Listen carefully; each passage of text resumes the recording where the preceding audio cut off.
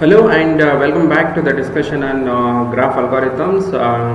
In the previous class, we have seen what's a graph, what kind of data structures are used to store the graphs, and we have mainly defined two problems. One is the minimum spanning tree problem, and the other one is the shortest path problem. In this class and the next set of videos, what we are going to focus is on graph traversal. So what do we mean by traversal? We are given a graph and we want to start with the vertex and visit all the vertices which are reachable from that particular vertex. In the case of binary trees, given the root of the binary tree, we knew that there are four different types of traversal, namely pre-order traversal, post-order traversal, in-order traversal, and level-order traversal. Similarly, we will see few different ways of traversing a graph. So when we say that we want to traverse a graph, we are given a starting vertex of the graph and we want to visit every vertex which is reachable from this particular source vertex. If all the vertices are not reachable from this source vertex, that means that the graph is disconnected.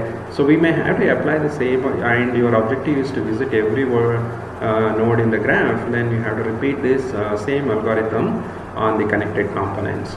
So the focus is going to be on one connected component. We will assume that the graph, all the vertices in the graph are reachable from the given source vertex, and we want to visit the different vertices which are reachable from this particular vertex, which we call it as source vertex or node S.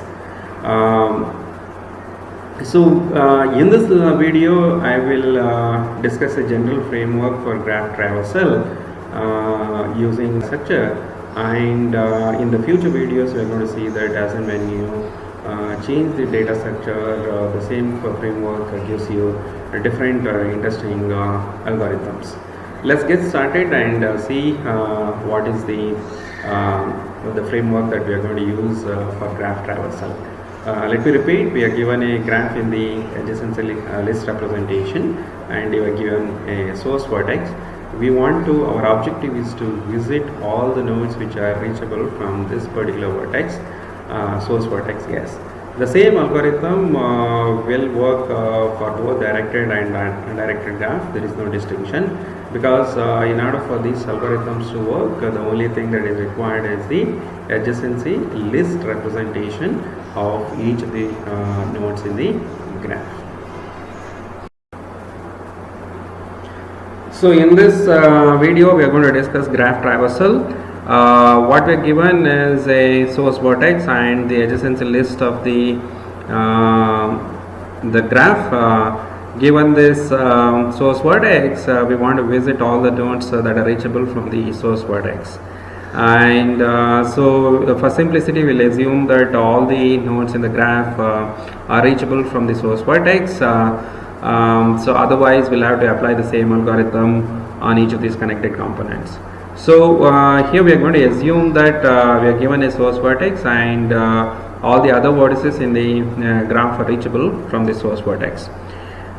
So what we are given is a source vertex and a data structure. So what we do is that we add the given vertex into the data structure.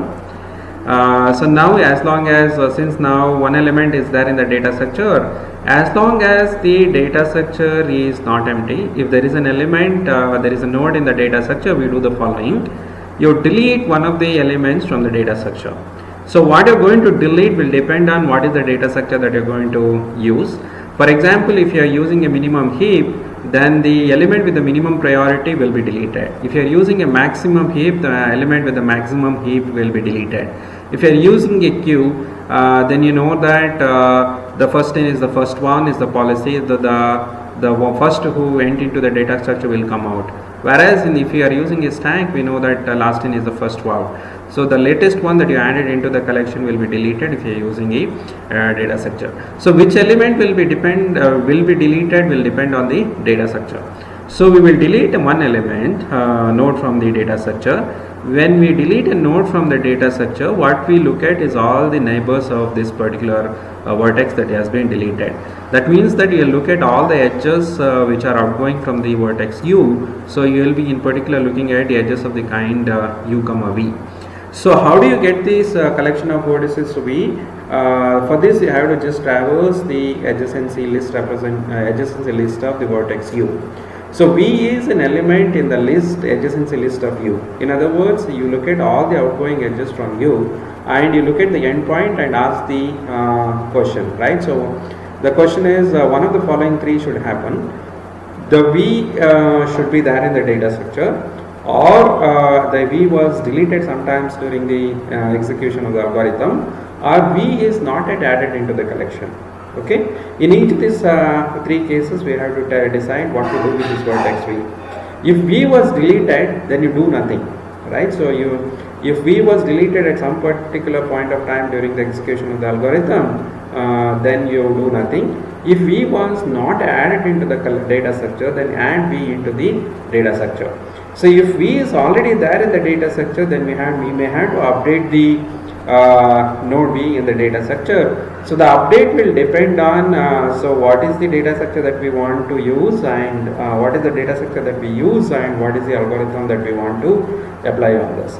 If you look at the queue, if the data structure is a queue, then adding the same element again into the queue doesn't make sense, because this element is already there in the queue, and if you add again at the end, so the earlier one will be deleted first. So adding back will not have any advantage. So if the data structure is a queue, if the element is already there and if the node is already there in the queue, then we don't do anything.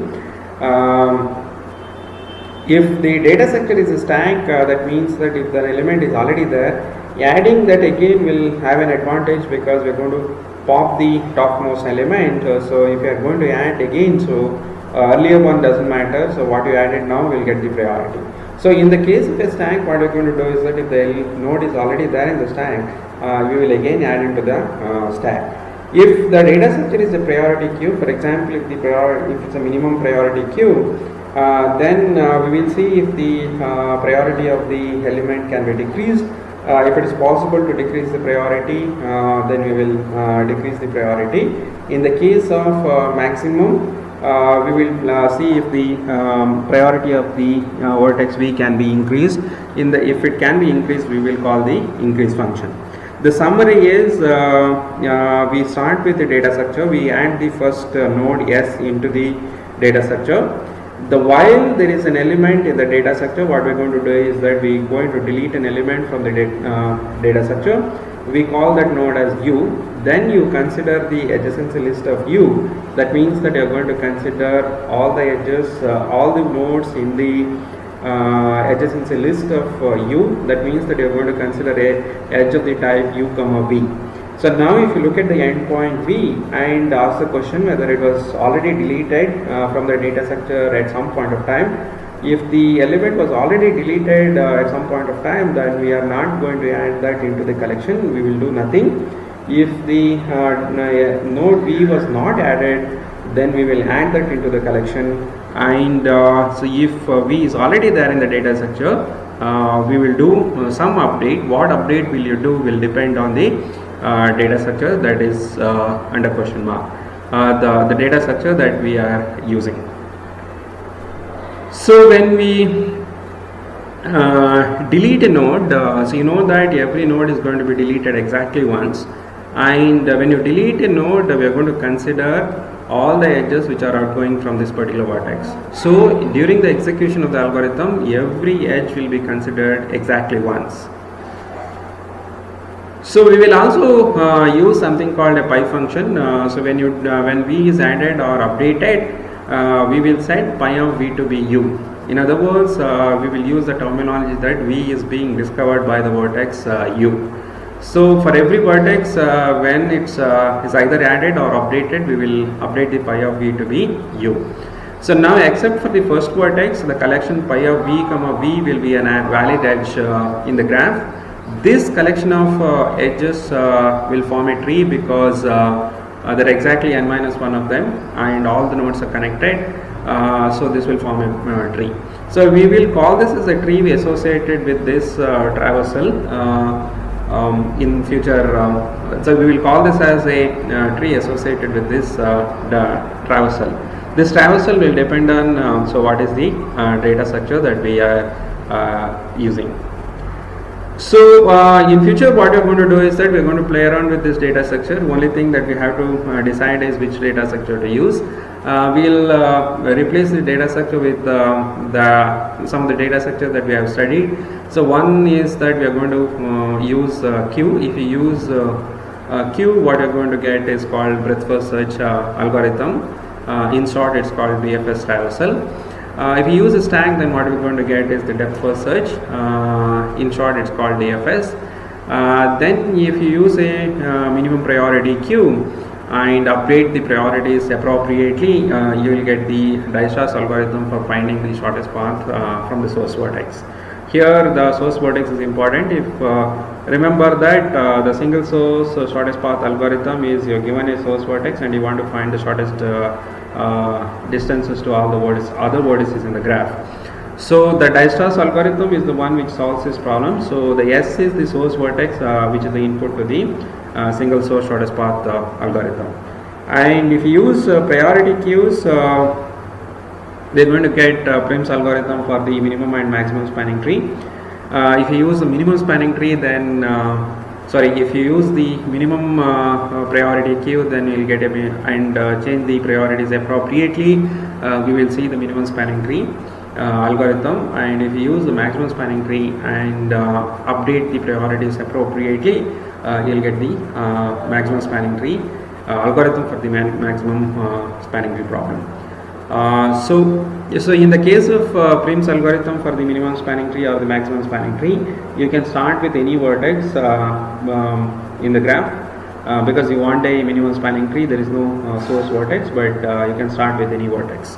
Okay. So in summary, so what we have seen is that we have a general framework for graph traversal.